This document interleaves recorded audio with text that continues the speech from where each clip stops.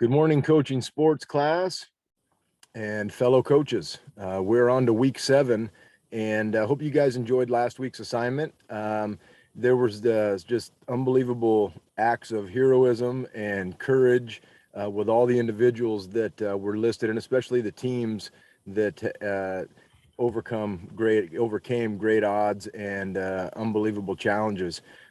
So I always like that particular week of this class, as I mentioned in my last recording, just because it really makes you think that even during our lifetimes, we as much change as we've seen, we still have such a long way to go.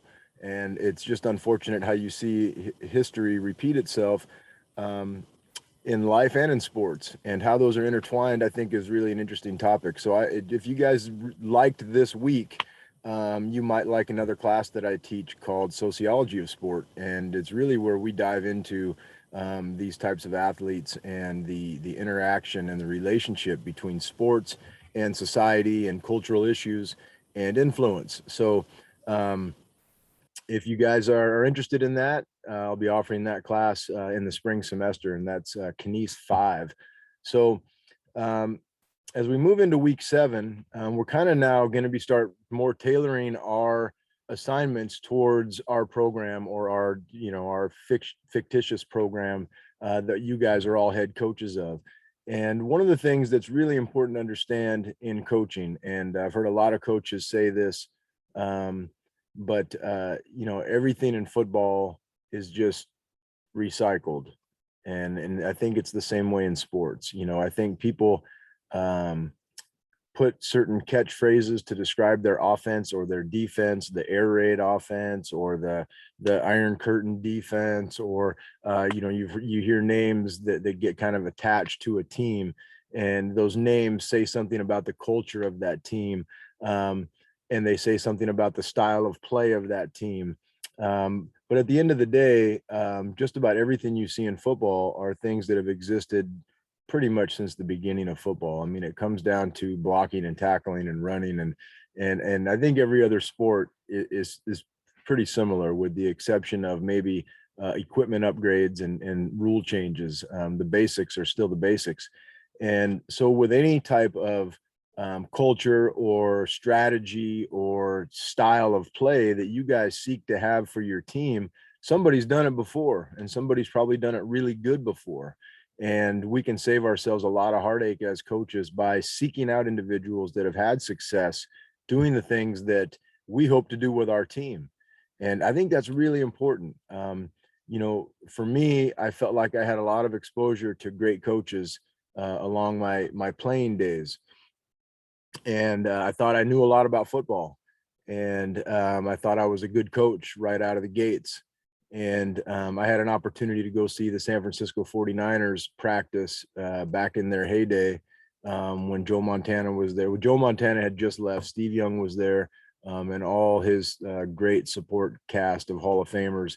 And watching them practice under Coach George Seifert totally changed me. I just, like, all of a sudden felt inferior. I think it's like, somebody that's learning how to play the guitar, all of a sudden listening to a Jimi Hendrix song, and just feeling totally overwhelmed and like and not worthy. I mean, that was the most pure, unbelievably organized practice I had ever seen. And when you have such great athletes at every position, every drill looks good, every technique looks good, and it was just awesome. And it was really inspiring to me to want to be like that, to want to have that type of organization. And many times in my career, I've looked back at that experience and other experience like that, um, where I've taken away things that make my job easier as a coach and make me better as a coach.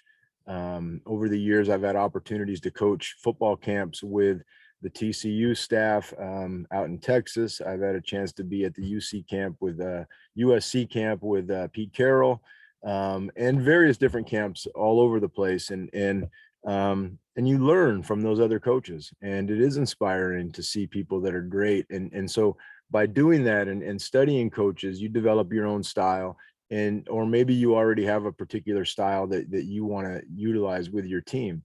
And I think it is important to have a style, and have something that you do that you hang your hat on. You say, this is what we do well. The reality is you'd love to do everything well, and you'd love to have the best players.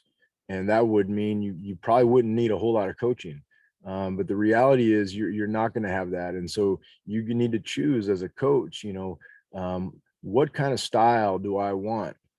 And then seek out people that use that style or utilize that style and learn from them. And so there's great resources out there with coaches that you can go watch practices, you can go meet with them. But it's important to see what other people have done before we set out and say, man, you should see this new offensive strategy that I'm going to put in, and it's this and it's that and it's this and it's that.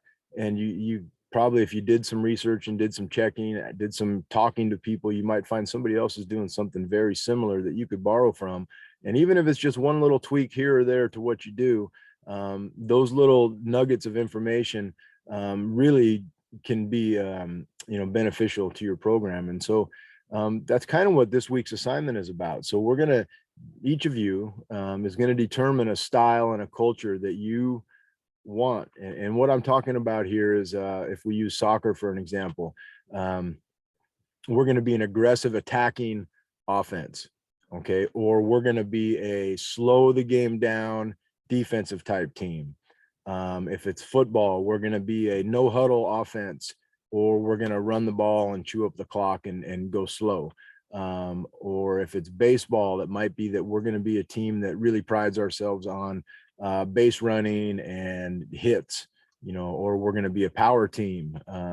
So there are different styles within each sport. And I think if you think of teams, it's really easy to identify some of those things with certain teams. And these are the things that, like, people, when you look at a team and they say, this is what we hang our hat on, this is what we're going to be good at. And of course, like I said, we want to be good at everything, but we're going to really be good at this. And so if everything else falls apart, we know we can always fall back on this one thing that we do really well.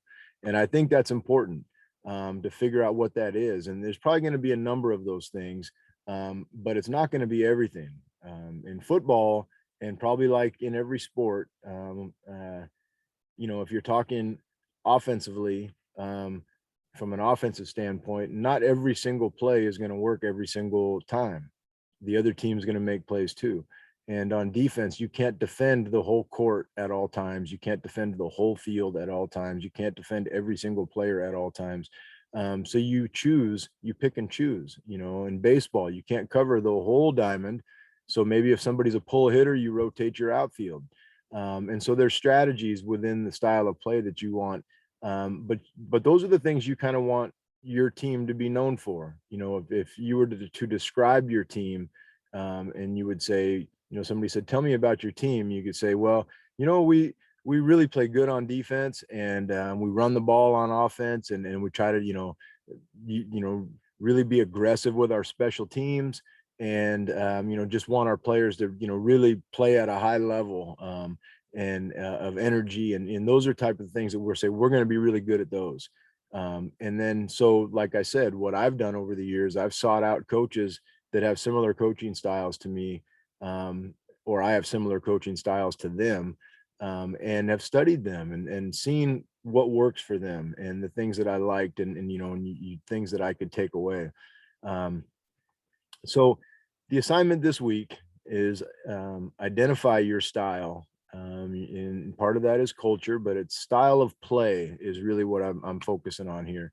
And then I want you to pick two teams, and here's the thing: you could be doing you could be a head basketball coach, but you might study the culture and the style of a rugby team, and that's applicable because it's a philosophy. It's not the actual we're going to run a pick and roll.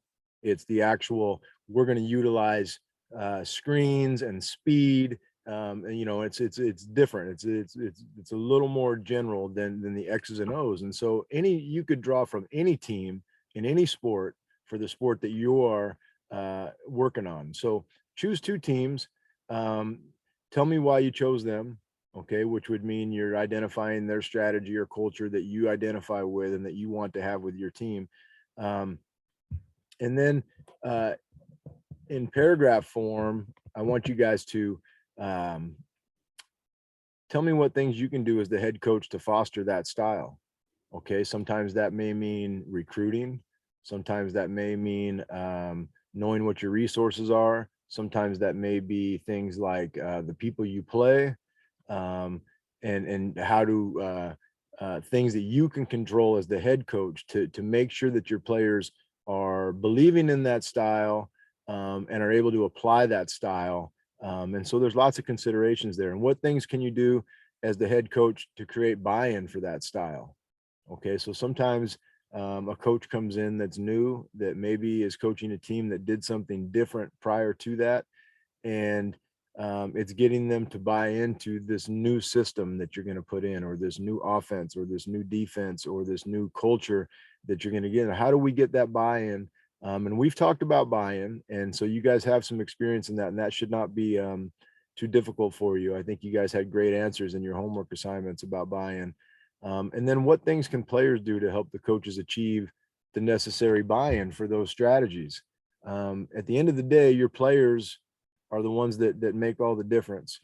And they're the ones that have to execute the strategies. They're the ones that have to go do everything physical and make those critical decisions in a millisecond, sometimes that could be game deciders. And so, what can they do to help you get buy-in? And sometimes you're going to have players on your team that maybe are more bought in than others, and you need to utilize those teammates. Those are good people to have in your locker room, or on the sideline, or just in drills, encouraging people. And you want, sometimes it's really easy for players that are just really good to try to step into leadership positions. But I think be cautious of who your leaders are, and make sure that they're the type of leaders that you want for everything that's involved in your program, not just scoring the touchdowns or making the big play on fourth down. You want good people. And what we talk about with our leaders on our team is that if at any time somebody didn't know how to act in a certain situation, they could look to one of our leaders on our football team. And by looking at that person and seeing what they're doing and how they're responding to the situation, they would then know how to respond and react to the situation they're in. They're leaders by example. And so they can do a lot for you in regards to getting buy-in. Their words are going to mean, I hate to say it, as smart as we think we are as coaches, and as much as we think we have the answers, when a player that's a good guy or good person, that is a leader on your team by example, walks over and has a conversation to one of his teammates about what their assignment is, or how we need a little more from them, or we need you to pick the energy level up, or whatever it is, that is going to carry a lot more weight.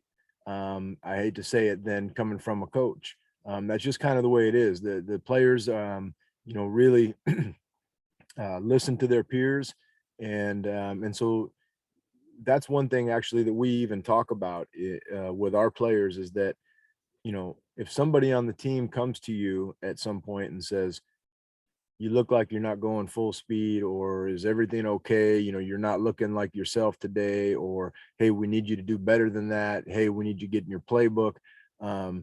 We talk to our players about, don't get offended by that. They're not making that up. They're trying to make you better, and they're trying to make our team better. And so if somebody comes to you, that's a heads up, that's the kind of energy and that's the kind of effort that you're giving off. And so having leaders on your team that can help you get the buy-in are crucial.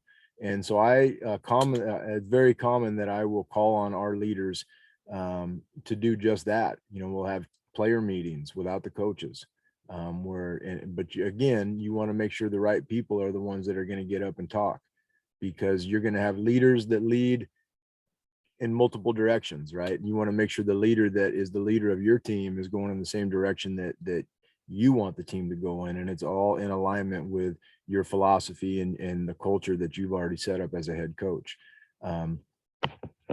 So this week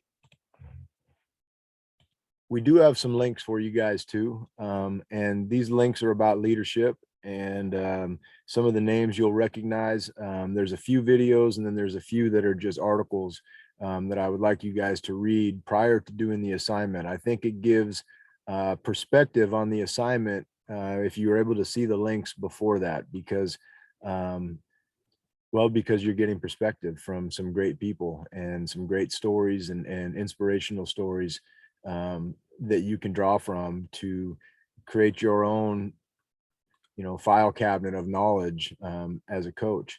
And so watch the links, read the articles, then go back and find your two teams and then write out the assignment at the very end. And I think you'll get the most out of the assignment if you do it that way. And it's pretty much that way every week. I think that sometimes if you did it the other way around, you could maybe watch one of the links and that would change your perspective. And that's what these links are for. My goal for you guys is to watch these links and maybe not agree with everything that you see in the links. But find some things that you can take away, gain some perspective, and maybe just create, encourage you to think about things maybe differently. And that's kind of what perspective is. When you sit, right now, my perspective is my laptop, and your perspective, if you're watching this, is the room behind me and my face. And so our perspectives are always going to be different. And if we're able to turn our perspective, well, then we've got more up here in our hard bank to draw from. Okay. And so sometimes we get like this and our perspective is just this, what we see right in front of us right here. And sometimes that's how it needs to be. Okay. But perspective really can help mold you and help you make decisions.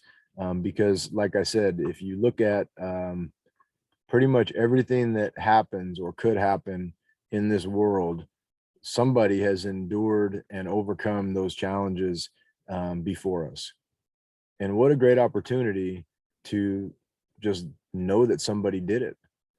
And I think I've mentioned this in a previous lecture. Sometimes that's all people need to know, is that somebody has done it. Okay. And then that inspires them to do it. And the first person to run a sub 4-minute mile, and I'm not good with dates and all that kind of stuff, but it was a record that nobody had broken. Nobody had ever run under 4 minutes. And when somebody finally did it, I want to say within the next year, 3 or 4 other people did it. And it wasn't because well, who knows what it was all because, but one thing I think, and I think a lot of people would agree, is that a lot of times people just need to see somebody be able to do it. And whatever your obstacle is in life, you know, it's important to see people that have gotten through it. If it's a health challenge, if it's a relationship challenge, if it's a work challenge, or if it's a sports challenge, people have already solved these problems and they've tried the different ways that worked and didn't work. And so it's really, I think it's an important, it's important thing to try to do as much as you can, is when you face something that just seems insurmountable, is to find somebody else that conquered it and say, how did you do that? Or read about them and how did they do it, and find inspiration from that. And many times as a coach, if you're not winning all your games, it's important to do that, and keep reminding yourself what you're doing and why you do it, and just keep creating that culture that you set out to do as a head coach. So again, hope you guys will enjoy the links this week, and hope you got at least some guidance from the lecture on how to do the assignment, and maybe a few things that are going to make you think when you answer the questions this week, in regards to how do we create that unbelievable buy-in for this type of system that I want to run. Okay. And so if you want, if you want to be a fast break, full court press basketball team, you better have some people that can run and jump and play D. Otherwise you can't. So you have to think about those things. Are there certain types of personnel you're going to need for this style? How are you going to get them? Are you going to be able to recruit them? And so, um, in most levels, it's really hard to just stick with one particular style because the players you get, you don't have a chance to recruit the exact type of players you need. So always take that into consideration as well as you become a coach. You may go out there to coach the 13-year-old travel team, and you say, "Oh man, we're going to do this, we're going to do this, we're going to do this, we're going to do this," and then your team shows up and they're the opposite um, athletic athletes, with their athleticism is stronger in areas that are the opposite of what you want to do. And sometimes coaches have a really hard time realizing that and not working to the strengths of their athletes, but working to the shortcomings of their athletes. And so I think it's important to acknowledge both, but you have to be realistic with what your team's capable of and what players you have access to when you're going to design this system or scheme. So I hope you guys have a great week. And we are going to be back at home, it looks like, for on the 13th of November against Sierra College. So if you guys are football fans, we'd love to see you at a game. This week we travel up to Reading to play Shasta College. So go Bear Cubs, and you guys have a great rest of your week. Bye bye.